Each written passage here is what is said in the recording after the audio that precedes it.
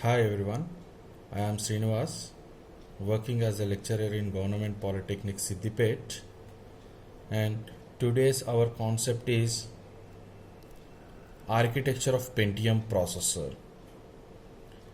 Here the Pentium processor has superscalar architecture which allows parallel execution of two instructions where parallelism or parallel execution was possible in the architecture of Pentium processor, and we will see the functional units of Pentium processor now.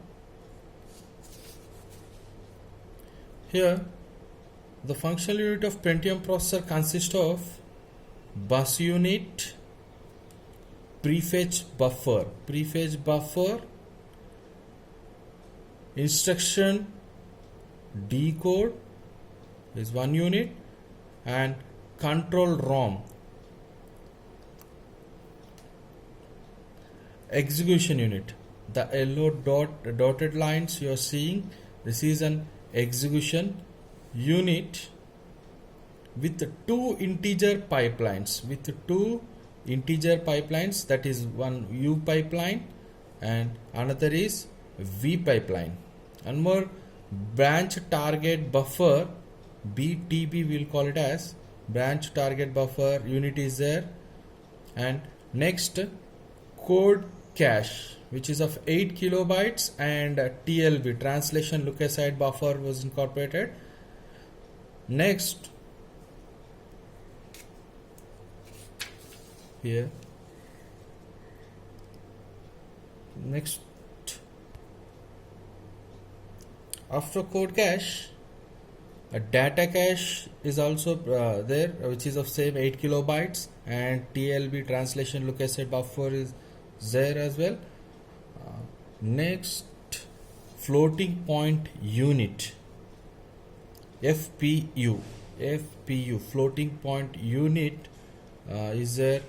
One more, dual processing logic, DP, dual processing unit, processing logic unit is there, and APIC,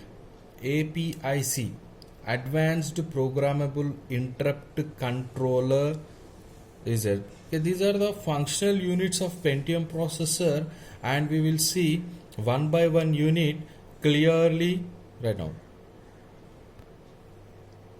And the bus unit. So here this is a bus unit, and the main aim of this bus unit, it take care of issuing control signals. Okay, control signals it can issue, and fetching data from memory or IO devices, where you can fetch, this bus unit can fetch instructions from external memory or IO devices. It is connected to the IO devices or external memory, it is connected, this bus unit is connected to IO devices and external memory, and it can fetch code data from these external memory and IO device.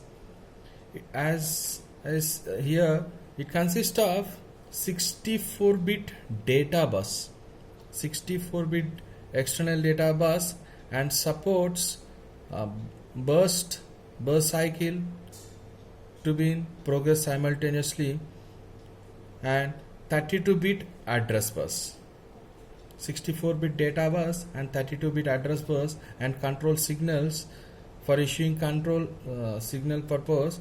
And one more, this bus unit contains paging unit.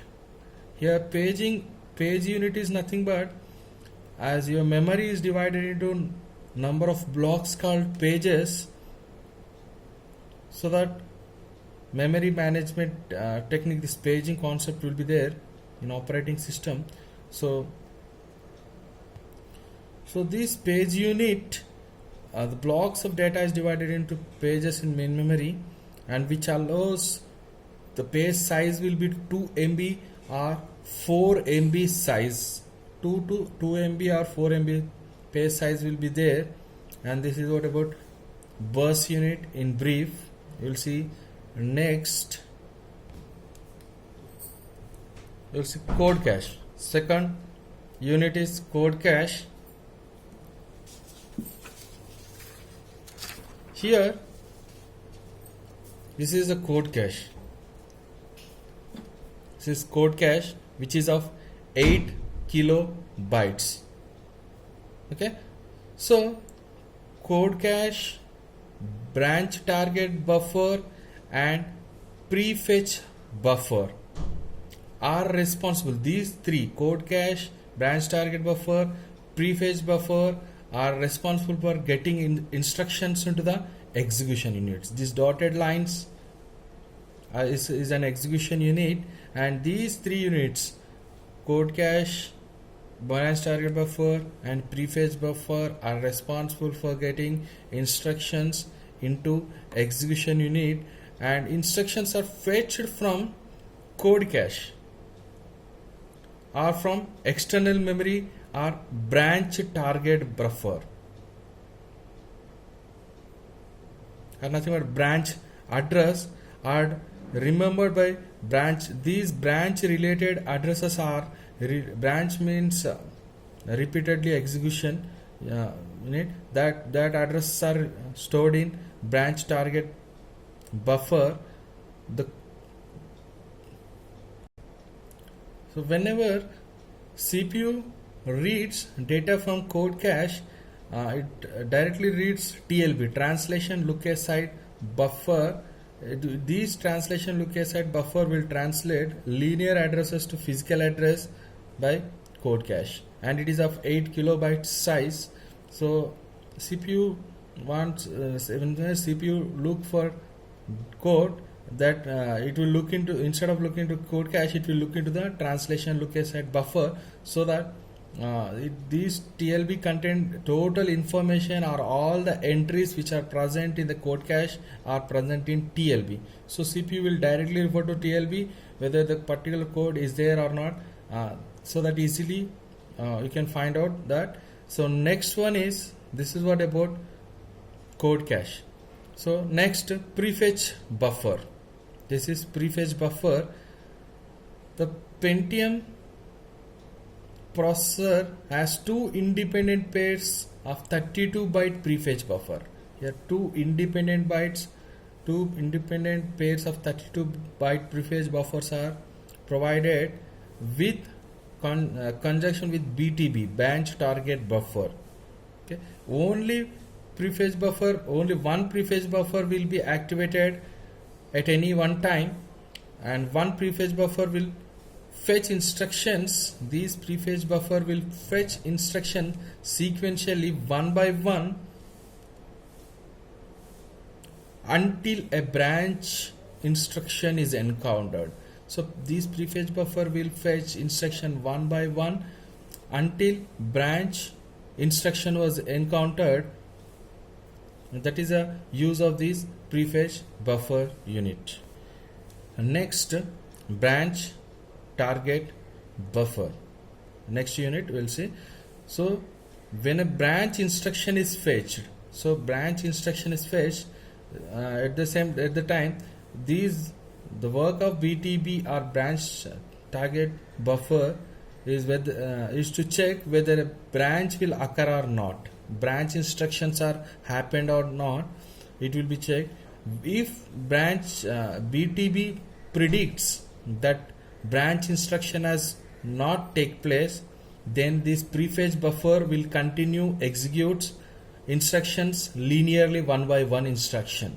Suppose if the branch instructions has occurred, suppose if the branch BTB predicts that branch instruction take place, then as I said, prefetch buffers are two prefetch buffers will be there, 32 byte. So when these branch BTB finds or predicts branch instructions, then the other prefetch buffer unit is enabled.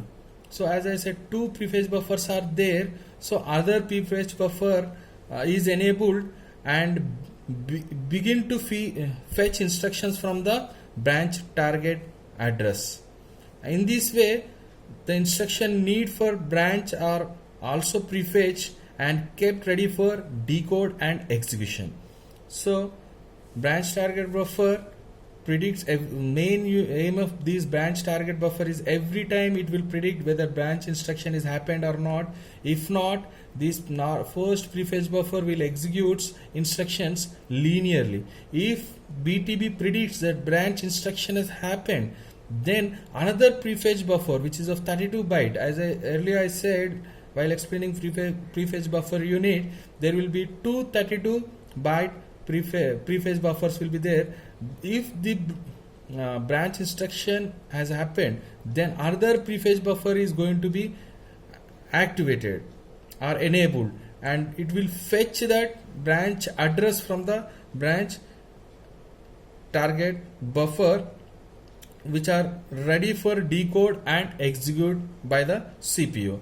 And this is what about branch target buffer. Next we will see execution unit. These yellow dotted lines are execution unit.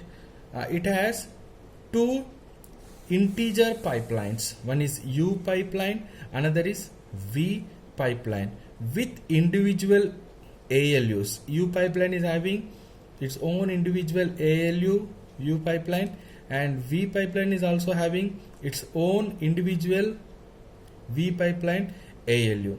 And these pipeline have 5 stages of execution. Pipeline have 5 stages, and those 5 stages are: one is prefetch, another is decode stage 1, decode stage 2, and execution and write back. Okay, these are the 5 stages of pipeline: prefetch, decode stage 1, decode stage 2, execution and write back. Okay, so these here, what is the use of this U pipeline means it can execute all the integer and floating point instructions. This U pipeline, which whatever U pipeline is there, it will execute all integer and floating point instructions, whereas this V pipeline can execute only simple integer instructions and FXCH floating point instructions. Simple instructions are executed here and floating point instructions are executed here. U pipeline, all the integer and floating point instructions are executed. And this is what clear explanation about execution unit.